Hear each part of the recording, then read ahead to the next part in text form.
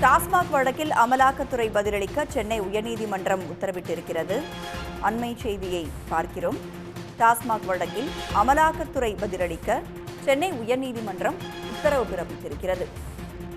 எதன் அடிப்படையில் திரைப்பட தயாரிப்பாளர் ஆகாஷ் பாஸ்கரனிடம் விசாரிக்க முடிவெடுக்கப்பட்டது என்ற கேள்வியை முன்வைத்திருக்கிறது உயர்நீதிமன்றம்.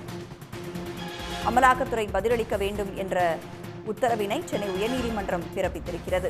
எதன் அடிப்படையில் திரைப்பட தயாரிப்பாளர் ஆகாஷ் பாஸ்கரனிடம் விசாரிக்க முடிவெடுக்கப்பட்டது என்ற கேள்வியை எழுப்பியிருக்கிறது சென்னை உயர்நீதிமன்றம். டாஸ்மாக் வழக்கில் அமலாக்கத்துறை பதிலளிக்க உயர்நீதிமன்றம் முடிவெடுத்திருக்கிறது, உத்தரவும் பிறப்பித்திருக்கிறது. கூடுதல் விவரங்களோடு செய்தியாளர் ரமேஷ் நம்மோடு இணைந்திருக்கிறார். விவரங்கள் ரமேஷ். 1000 கோடி ரூபாய் டாஸ்மாகில் முறைகேடு நடந்தது தொடர்பாக திரைப்பட தயாரிப்பாளர்கள் ஆகாஷ் பாஸ்கரன், தொழிலதிபர் விக்ரம் ரவீந்திரன் ஆகியோரின் வீடுகள் மற்றும் அலுவலகங்கள் அமலாக்கத்துறையினர் சோதனை நடத்தினர்.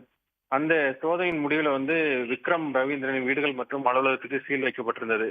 இந்த நிலையில தான் அமலாக்கத்துறை நடவடிக்கை எதிராக ஆகாஷ் பாஸ்கரன் மற்றும் விக்ரம் ரவீந்திரன் ஆகியோர் சென்னை உயர்நீதிமன்றத்தில் வழக்கு ஒன்றை தொடர்ந்திருந்தார்கள். அதுல இந்த அமலாக்கத்துறை நடவடிக்கைக்கு தடை விதிக்க வேண்டும் என்றும் சீலை அகற்ற வேண்டும் என்று கோரிக்கை வைத்திருக்கிறார்கள். இந்த மனுதான் நீதிபதிகள் MS ரமேஷ், வி லட்சுமி நாராயண ஆகியோருடைய அந்த அமர்வு முன்பு விசாரணைக்கு வந்தது. அப்போது இந்த ஆகாஷ் பாஸ்கரன் சார்பில் ஆஜரான மூத்த வழக்கறிஞர் விஜய் நாராயண் டாஸ்மாக் முறைகேட்டுக்கும் ஆகாஷ் பாஸ்கருக்கும் எந்த தொடர்பும் இல்லை என்றும், அவர் திரைப்பட தயாரிப்பாளர் என்றும், அவரது 2 செல்போன் மற்றும் ஒரு லேப்டாப் பறிமுதல் செய்யப்பட்டுள்ளதாக வாதிட்டார். விக்ரம் ரவீந்திரன் சார்பில் ஆஜரான மூத்த வழக்கறிஞர் வி கிரி மற்றும் அமலகுமார் ராஜரத்னம் ஆகியோர் விக்ரம் ரவீந்திரன் டாஸ்மாக் ஊழியரோ எதுவுமே இல்லாத நிலையில சம்பந்தமே இல்லாம அவரது வீடு மற்றும் அலுவலகங்களில் சீல் வைக்கப்பட்டுள்ளதாக வாதிட்டார். இதையடுத்துதான் நீதிபதிகள் எந்த அடிப்படையில விக்ரம் ரவீந்திரன் வீடு மற்றும் அலுவலகத்துக்கு சீல் வைக்கப்பட்டது, சீல் வைப்பதற்கு அமலாக்கத்துறைக்கு என்ன அதிகாரம் இருக்கிறது, சோதனை நடத்தலாம், ஆவணங்களை கைப்பற்றலாம், ஆனால் எப்படி சீல் வைக்க முடியும் என அடுக்கடுக்கான கேள்விகளை முன்வைத்தனர். மேலும் அது மட்டும் இல்லாமல் அமலாக்கத்துறை சட்டத்தை பின்பற்ற வேண்டும் என்றும் தெரிவித்திருக்கிறார்கள். இதற்கு பதிலளித்த அமலாக்கத்துறை சிறப்பு வழக்கறிஞர் ரமேஷ் சோதனை நடந்து சென்ற போது வீடு மற்றும் அலுவலகம் பூட்டியிருந்ததாகவும் அதன் காரணமாக சீல் வைக்கப்பட்டதாக தெரிவித்தார். மேலும் அமலாக்கத்துறை தொடர்பு கொள்ளுமாறு நோட்டீஸ் ஒட்டப்பட்டதாகவும், ஆனால் 1 மாதம் தலைமறைவு இருந்துவிட்டது, தற்போது நீதிமன்றத்தை நாடி இருப்பதாக அவர் வாதிட்டார்.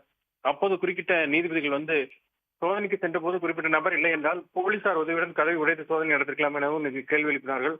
தொடர்ந்து நீதிபதிகள் எந்த அடிப்படையில் இந்த விவகாரத்தில் இருவரும் விசாரிக்க முடிவு செய்தீர்கள், சீல் வைக்க என்ன அதிகாரம் இருக்கிறது என்பது தொடர்பாக அமலாக்கத்துறை பதிலளிக்க வேண்டும் என்று உத்தரவிட்டிருக்கிறார்கள். இந்த விசாரணை ஜூன் 17ஆம் தேதி ஒத்திவைத்திருக்கிறார்கள். விவரங்களை பகிர்ந்து கொண்டமைக்கு நன்றி ரமேஷ்.